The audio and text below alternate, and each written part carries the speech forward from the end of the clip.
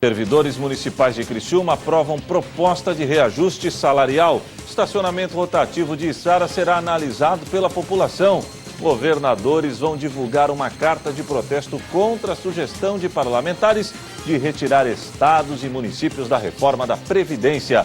Bazar da Associação Feminina de Assistência Social segue até amanhã.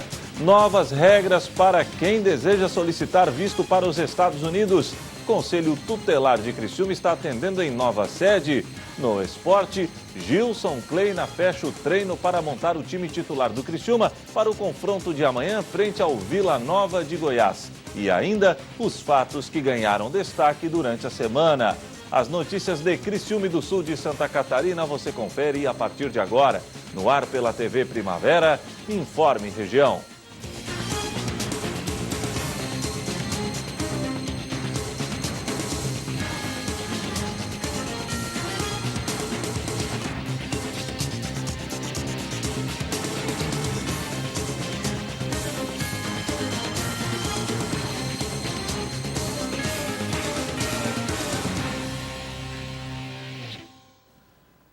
Hoje é sexta-feira, dia 7 de junho de 2019. Para você que sintoniza a tela da TV Primavera, uma boa noite.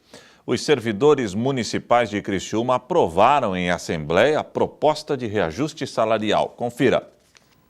Sem chance de greve dos servidores públicos municipais de Criciúma. Em assembleia, na noite dessa quinta-feira, os servidores aceitaram a proposta de reajuste encaminhada pelo Executivo, após semanas de negociação. Com a decisão, estão encerradas as negociações sobre o acordo coletivo e o resultado do acordo será encaminhado à Câmara de Vereadores para a devida aprovação.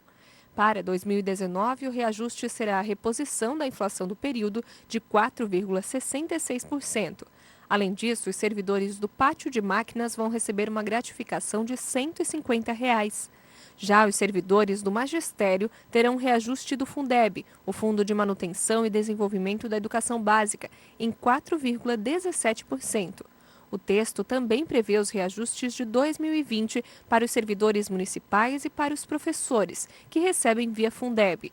Esta medida afasta a possibilidade de um novo impasse no próximo ano. A proposta do governo do município foi feita momentos antes de um ato organizado pelos trabalhadores e, portanto, o ato foi cancelado. Um ano após a implementação da fase de testes do estacionamento rotativo de Içara, o prefeito do município, Murialdo Gastaldon, confirmou que o projeto passará por uma avaliação popular. Acompanhe. O serviço de estacionamento rotativo de Içara completou um ano nesta semana. Foi uma fase de testes que começou a partir de uma solicitação do município. Mais do comércio local, do comércio da região central. Os comerciantes nos colocaram assim, olha, prefeito, nós fazemos campanha para atrair as pessoas para comprar no comércio local, para desenvolver o comércio local, para gerar emprego. Só que as pessoas vêm para fazer as compras e não conseguem estacionar os seus carros. Não conseguem ir na loja porque a frente da loja as frentes estão completamente tomadas. A implantação do rotativo resolveu esse problema. Faz-se a campanha Compre em Içara e consegue se estacionar em frente às lojas. Faz a compra, o carro sai, entra um segundo, entra um terceiro veículo para fazer as compras no comércio. Fomentou o comércio da cidade, gerou emprego no comércio da cidade. O prefeito lembra que em Içara o sistema traz algumas vantagens em comparação aos estacionamentos rotativos de outras cidades da região. Além disso, o rotativo de Içara é o que pratica o menor preço de toda a região sul. Tem rotativo em Laguna, Tubarão, Araranguá, Orleans, Criciúma e Içara. O nosso é o mais barato. Além disso, em Içara, o idoso não paga o rotativo, o deficiente não paga o rotativo, carga e descarga não paga rotativo, o intervalo entre meio-dia e 1 da tarde não paga rotativo, na frente do INSS também não paga e na frente do hospital também não paga. A fase de testes deu certo para alguns, mas tem muita gente que é contra o sistema de cobrança. Porém, tem sempre uma reclamação, tipo assim, não encontrei o monitor, aí aquele monte de comentário negativo na rede social. Outros assim, fui multado, aí aquele monte de comentário negativo. Né? Então assim, a população tem que decidir, quer voltar à condição original, Por isso, a administração municipal vai decidir sobre a permanência definitiva do rotativo junto com a população. São os usuários do estacionamento que vão opinar. Então, assim, a população tem que decidir. Quer voltar à condição original, que o estacionamento era gratuito e não se conseguia vaga, ou quer manter o rotativo, que é algo que eu considero positivo? Eu vou parcialmente me inspirar em Pôncio Pilatos. A população vai decidir, mas eu dou a minha opinião. Diferente de Pilatos, que lavou as mãos, eu dou a minha opinião. Eu quero manter o rotativo. Mas a decisão que a população expressar nessa manifestação nas redes sociais, votando, se decidir para retirar o rotativo, até o final de junho isso fica resolvido e a partir de julho do mês 7, se a opção for para retirar, não terá mais rotativo em Sara. A decisão, então, deve ser tomada durante o mês de junho e aplicada já no mês seguinte. A Prefeitura estuda um mecanismo para ouvir a população. Eu tenho só que definir com a equipe que é mais especializada no manuseio da informática, de que forma garantir que votem só pessoas de Sara, que apresente o seu CPF, a sua identidade, que o endereço fique caracterizado como daqui da cidade e também que ela não vote duas vezes, porque eu quero colocar a consulta no site da Câmara de Dirigentes Lojistas, da CDL, na Câmara de Vereadores, no site da Prefeitura, para que as pessoas ali possam fazer a sua manifestação e o seu voto. E que seja garantido um voto por cidadão issarense, não mais que um. E a gente fazendo essa apuração define se mantém ou se retira. Governadores vão divulgar uma carta de protesto contra a sugestão de parlamentares de retirar estados e municípios da reforma da Previdência, um dos principais pontos que vem impedindo que o texto avance no Congresso. O presidente da Comissão Especial da Previdência na Câmara, que é o deputado Marcelo Ramos, falou sobre o prazo previsto para a votação do relatório pelo colegiado e parece que não será tão rápido assim quanto o governo espera. O presidente da Comissão Especial da Previdência na Câmara, deputado Marcelo Ramos, do PL, concedeu entrevista coletiva e fez um balanço das audiências realizadas pelo colegiado. Para Ramos, a duração dos trabalhos dependerá do nível de acordo entre os partidos em torno do relatório. O parlamentar lembrou ainda que a proposta de emenda à Constituição de Michel Temer teve 3 dias de discussão e 3 dias de votação. Nós podemos ter um relatório que tenha um acordo amplo e, portanto, uma quantidade pequena de destaques, o que aceleraria o processo de votação. Mas nós podemos ter um relatório em que todos os partidos decidam por destacar a cota de destaques que cada partido tem, e aí nós teremos um processo muito mais longo.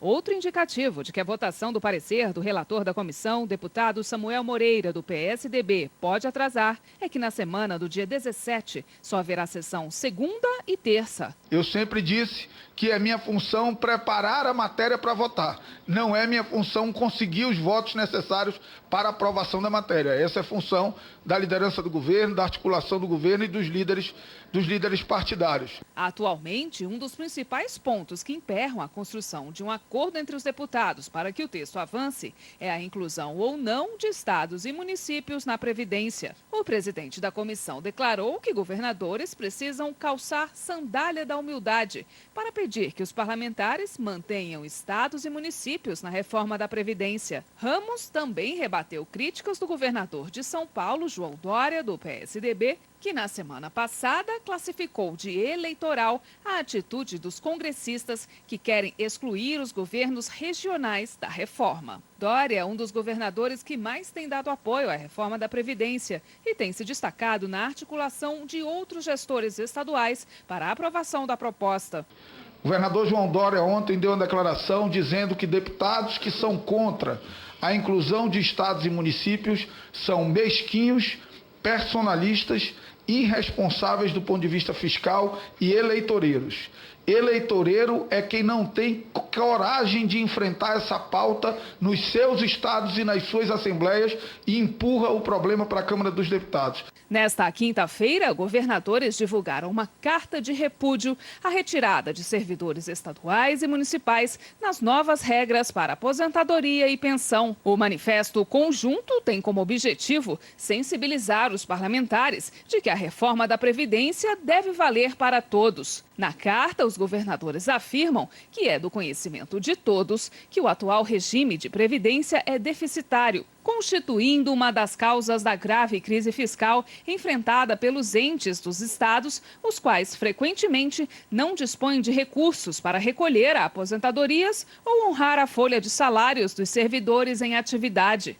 Os governadores ainda declaram que, caso não sejam adotadas medidas contundentes para a solução do problema, o déficit nos regimes de aposentadoria e pensão dos servidores estaduais, que hoje atinge aproximadamente 100 bilhões de reais por ano, poderá ser quadruplicado até o ano de 2060. Os governadores estarão aqui em Brasília na próxima terça-feira para o Fórum Nacional de Governadores, onde, claro, a reforma da Previdência será o tema principal a ser discutido.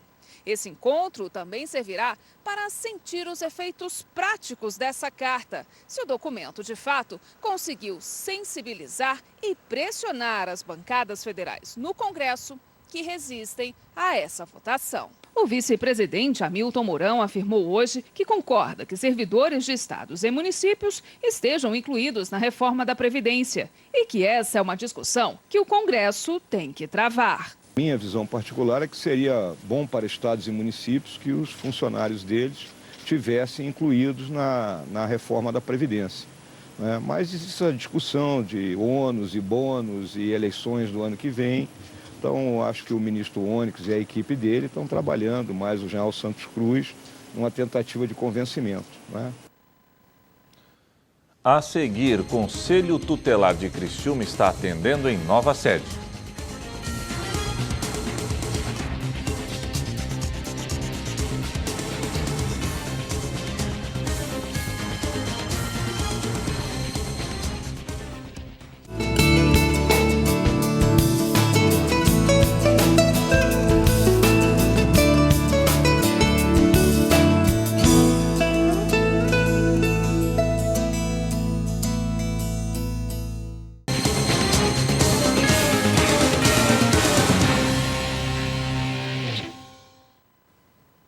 Segue até amanhã o Bazar Solidário da Associação Feminina de Assistência Social. Confira.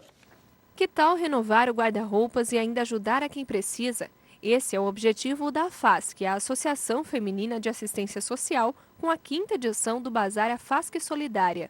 O evento é promovido com o intuito de angariar fundos para compras de equipamentos hospitalares, cestas básicas e outros produtos que contribuem com a população em vulnerabilidade social.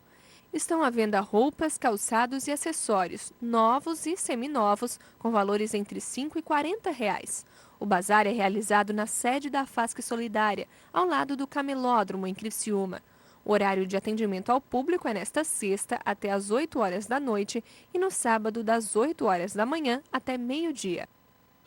E atenção, você que pretende obter o visto para entrar nos Estados Unidos.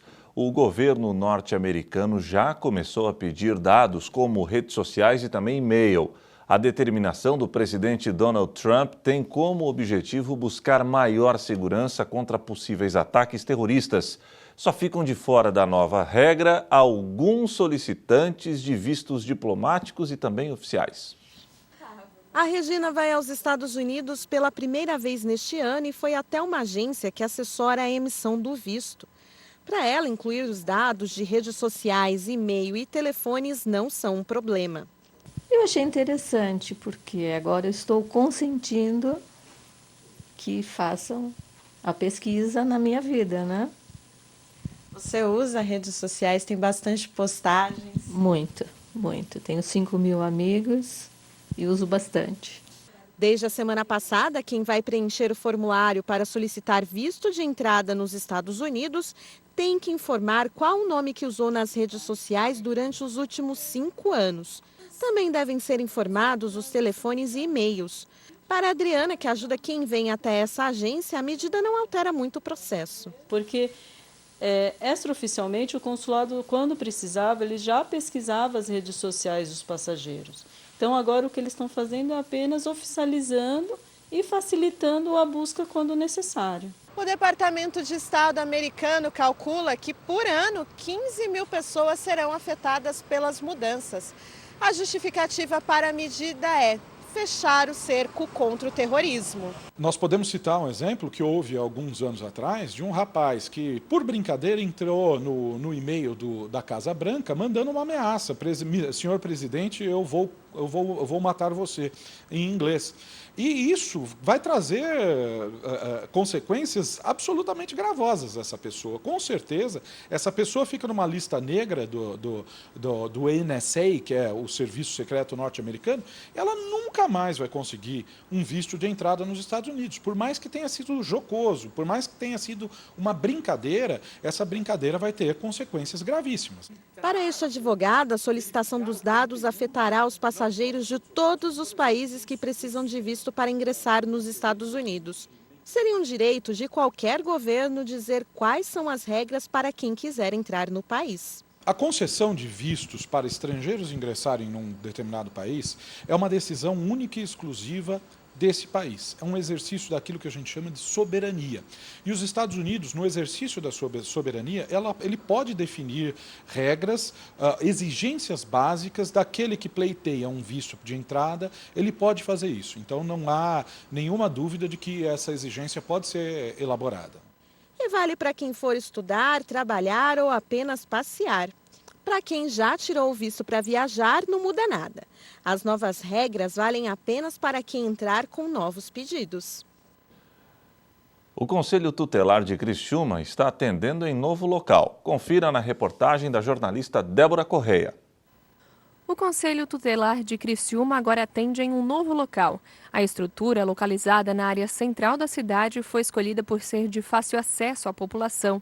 A inauguração foi ontem, no dia 6. Nós já estamos aqui trabalhando efetivamente desde o dia 15 de maio, nesse novo espaço, essa nova instalação que é mais próxima da área central de Criciúma. E a população que a gente atende geralmente vem a pé ou vem de ônibus, então assim, ficou de uma maneira melhor para que elas possam ter acessibilidade ao conselho. O local também tem acessibilidade para cadeirantes, as salas são mais amplas, a gente tem os colegiados que ficaram independentes, um embaixo e outro em cima, porém os atendimentos ficam na área de baixo, com 3 salas de atendimento. Ficou muito bacana. Segundo a gerente administrativa, o Conselho Tutelar de Criciúma é formado por 2 colegiados e cada um atua em uma área da cidade. Mas todos os atendimentos ficam centralizados aqui, nessa sede. Cada colegiado tem 5 conselheiros e nós temos mais 8 funcionários, entre eles contratados e concursados da prefeitura. Os atendimentos são os mais variados, todos pensando no bem-estar e no cumprimento dos direitos de crianças e adolescentes. Sim, muita gente pensa que o Conselho Tutelar é para tirar as criancinhas dos pais, e não é. O Conselho Tutelar é para garantir o direito dos pais cuidarem dos seus filhos. Então, hoje, o Conselho Tutelar ele atua em várias áreas, certo? Além na área de garantir o direito à criança, nós buscamos atender a questão de vagas em creche, medicamentos que os pais muitas vezes, vamos supor que é um direito do Estado e do município providenciar esse medicamento e que muitas vezes não é garantido pelo município e pelo Estado, o Conselho Tutelar ele requisita esse serviço. Certo? Além de outros casos que nós temos, nós temos a questão da violência psicológica, que acontece muito na família, a violência física, a questão do abuso sexual, a questão de espancamentos, a questão também do tráfico de droga que envolve criança e adolescente. E o Conselho Tutelar, ele age em todas essas áreas para garantir o direito da criança e do adolescente, mas também para garantir o direito dos pais a cuidarem de seus filhos. E os atendimentos são muitos. Todos os dias, dezenas de pessoas buscam informação do Conselho ou denúncia e chegam por aqui, seja pessoalmente ou por telefone. As denúncias chegam pelo telefone, as denúncias chegam pelo Disque 100, as denúncias chegam através das escolas, as denúncias chegam através dos hospitais, as denúncias chegam através da Polícia Militar e da Polícia Civil. Então é assim, o Conselho Tutelar, ele, além dos atendimentos que a gente atende aqui na sede, a gente atende também pela internet, pelos e-mails. Então, quando tu quer fazer uma denúncia anônima, certo? O Conselho Tutelar também atende. São muitos, na verdade, presencial, o pessoal em média no dia, de 20, 15, 30 atendimentos, aí mais os telefonemas, os e-mails que a gente recebe de escolas, denúncias, de hospitais e delegacia, do fórum, de vários lugares, na verdade. O Conselho atua 24 horas, sendo que fora do horário de atendimento funciona em esquema de plantão. Como a conselheira havia dito, eles trabalham praticamente 24 horas, né? Então são as 8 horas diárias ali, a partir das 17 horas até o outro dia, eles estão em plantão. Cada dia da semana é um conselheiro e sexta, sábado e domingo fica um, né? Mas eles se apoiam muito, assim, quando tem alguma coisa que precisa de um outro conselheiro, de um apoio, de uma base, de uma outra informação, de ideias, né? Pessoas para estarem auxiliando, eles chamam sempre o apoio, que são os outros conselhos que são sempre de sobreaviso também. No conselho, o atendimento presencial é das 8 horas da manhã até meio-dia e da 1h da tarde até às 5. Nosso endereço é Rua Melvin Jones, número 81, Centro, bem próximo ao campo do Criciúma, ou eles podem também passar pela lateral do supermercado Auto Off, que todo mundo conhece aqui no centro. E nosso telefone é o 3445-8922. Para denúncia, a gente tem o 0800 gratuito, que é o 0800 643 6800, ou você pode também discar o 100, que vem direto a denúncia para a cidade que você está fazendo a denúncia. A seguir, Gilson Kleina fecha o treino para montar o time titular do Criciúma para o confronto de amanhã, frente ao Vila Nova de Goiás.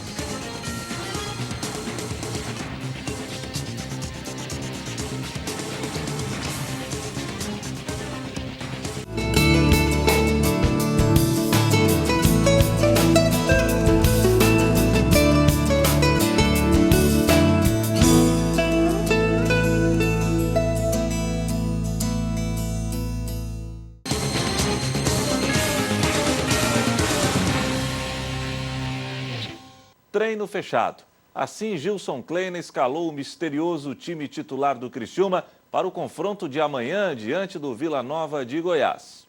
Imagens só do aquecimento. Gilson Kleina mais uma vez não permitiu que a imprensa acompanhasse o treino do Tigre. O comandante tem suas razões para tentar diminuir as informações repassadas ao adversário. Duas situações, porque nós estamos passando por muitas situações de variável dentro da equipe, né? A gente não está podendo definir uma situação. Então, às vezes, a gente troca, e aí para não ficar passando dúvida, sabe, insegurança para o torcedor. Então, a gente faz isso, mas não é também no meu feitio. E outro também, se são bem informados, né? Então, vocês sabem quem vai jogar, não é o torcedor, a gente não está aqui para querer enganar o torcedor. O treino fechado vai ter alguma... Não, é só para a gente poder ter uma ação um pouquinho mais forte com nossos atletas, pedir um pouquinho mais de imposição naquilo que a gente pensa. E eu quero que os jogadores estejam tranquilos. E para dizer que não é radical, Gilson deu uma canjinha e falou sobre qual esquema tático será adotado para o compromisso deste sábado. Eu falei para vocês na coletiva do jogo contra o Botafogo que nós íamos manter a plataforma de jogo. Eu entendo que no segundo tempo nós tivemos uma postura totalmente diferente, uma postura que é o que a gente quer, acho que é o que o torcedor quer, mas nós temos que entrar com aquele espírito, né, do segundo tempo. Então a gente mostrou essa semana os números do primeiro e do segundo tempo, trabalhamos em cima disso, então a gente tenta poder contar com todos, a não ser que tenha alguma situação adversa, ali só uma variável ali. Mas nós trabalhamos num 4-4-2, como trabalhamos também num 4-2-3-1. Mostrando-se inconformado por estar na zona do rebaixamento, Kleina quer apenas que o plantel carvoeiro, recheado de jogadores de renome nacional, faça jus ao investimento da diretoria.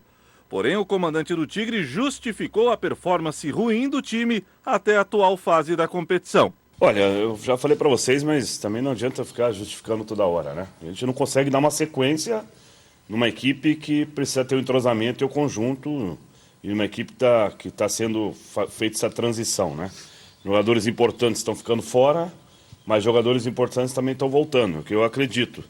Nós entendemos também que nós fizemos um elenco qualificado, mas só o nome também não entra, não adianta. Nós temos que colocar um componente que é da divisão da Série B, que sempre está competindo, sempre está com muita concentração, foco. Com a bola eu não me preocupo, porque o nosso time ele tem uma movimentação muito boa, inteligência. Nós temos que todos coletivamente, se a bola ser forte também, ajudar, ter ajuda mútua, para que a gente possa realmente reagir e sair da situação incômoda. E não tem jeito. Para engrenar de vez na Série B, é preciso que o Tigre vença seus jogos. E para vencer, é preciso fazer gols. Aliás, o ataque é o calcanhar de Aquiles do tricolor. A baixa média de gols do Criciúma está preocupando o treinador. Claro, Eu acho que para fazer um campeonato de regularidade, você precisa fazer os gols para você adquirir as vitórias. Nós não tivemos ainda aqui uma tranquilidade de fim de jogo, né? É sempre correndo atrás, até a nossa própria vitória foi com muita luta, muita superação. Fizemos um grande primeiro tempo contra o Guarani, depois com um homem a menos, né? Os jogadores tiveram que ter uma entrega muito grande para que a gente pudesse administrar a vitória, mas saímos com a vitória. Tem que ser dessa maneira, nesse momento tão delicado que nós estamos vivendo, simplificar, mas se doar. Confio muito nesse grupo nesse sentido, mas que nós possamos ter uma postura nos dois tempos de entrega e de competitividade. E para fechar o Informe Região, vamos conferir os destaques da semana. Segunda-feira, vacina contra a gripe disponibilizada para a população. Bem, das 122 mil pessoas que nós deveríamos vacinar na região, atingimos 87,34% nos 12 municípios da REC. Somente 4 municípios passaram a meta dos 90%, que é Cocal do Sul, Treviso, Lauro Miller e Balneário Rincão. Os demais ficaram todos eles acima de 80%. Faltou pouco para atingir a meta regional, né? E nesse caso, os municípios que sobraram, a partir de hoje, tirando a reserva técnica para as crianças, que tem que ter uma segunda dose também para gestantes, a vacina foi colocada à disposição da população. Na Semana do Meio Ambiente, Fancri lança série de atividades pela cidade. Então, nós estamos com uma semana lotada. Hoje, dia 13, no início, nós demos aqui no Parque do Imigrantes. Nós estamos com diversas atividades aqui para as crianças, né, e para o público em geral. Doação de mudas, nós vamos ter um cineminha educativo e nós vamos ter todo o nosso pessoal da fiscalização, a parte técnica, dando explicações para a população referente aos crimes ambientais, como deve se proceder também os cortes ou a solicitação de podas, né, nas casas. Aí tem toda essa parte. Terça-feira, novos delegados da Polícia Civil Catarinense se apresentam para o trabalho. A Segurança Pública do Estado de Santa Catarina é vencedora neste momento, haja vista a incorporação desses novos delegados. E com isso, nós poderemos prestar um serviço de melhor qualidade à sociedade catarinense e aos nossos visitantes. Pesquisa confirma, mercado de trabalho está cada vez mais diversificado em todo o mundo. A concorrência é demais e, portanto, a necessidade das organizações também requerem um outro perfil de profissional, mais empreendedor, mais ativo, com uma iniciativa muito grande, que busque fortalecer as suas competências, não fique apenas esperando que a empresa lhe propicie o seu desenvolvimento, mas que corra atrás. Quarta-feira, presidente do Sindicato dos Servidores Municipais fala sobre a Assembleia da categoria realizada em Criciúma. A data base do município de Criciúma ela é abril. Então nós fizemos a nossa Assembleia no mês de março, tiramos uma pauta de reivindicação onde se inclui todos os servidores de todas as secretarias e autarquias do município de Criciúma. Foi eleita uma comissão de negociação, composta por representantes de todas as secretarias, e a gente encaminhou a pauta ao governo, aguardamos quase um mês, aí fomos chamados e começamos a negociar. A comissão por parte do servidor, juntamente com o determinado pelo governo, que em primeiro momento foi o Celito Cardoso, que é o secretário da Fazenda, a Camila, que é a chefe do departamento pessoal, e o Arleu, que é o secretário de governo. Então, esses três fizeram a primeira rodada de negociação e depois, a partir dali, a gente tem conversado apenas com o secretário da Fazenda, Celito Cardoso. Consórcios municipais pela educação e fortalecimento do diálogo pautam o evento do FNDE em Florianópolis. Aqui estamos hoje, sendo muito bem recebidos por Santa Catarina, após ter sido recebidos já no Rio Grande do Sul, no Paraná, e já iremos no próximo dia 25 e 26 para o Piauí. Depois iremos a Manaus. Esse é o programa FNDE em Ação Mais Brasil, para fortalecer o diálogo, para tirar dúvidas, para esclarecer pontos essenciais ao usar os programas do FNDE. Quinta-feira, abre oficialmente a feira Agromel em Içara. Então a nossa expectativa é muito grande, até porque o show de abertura de sexta-feira, que também na sexta-feira nós temos a escolha da corte, a escolha da rainha da festa, seja bastante grande. Nós esperamos que a nossa média que passe por aqui na sexta-feira de 8 a 10 mil pessoas.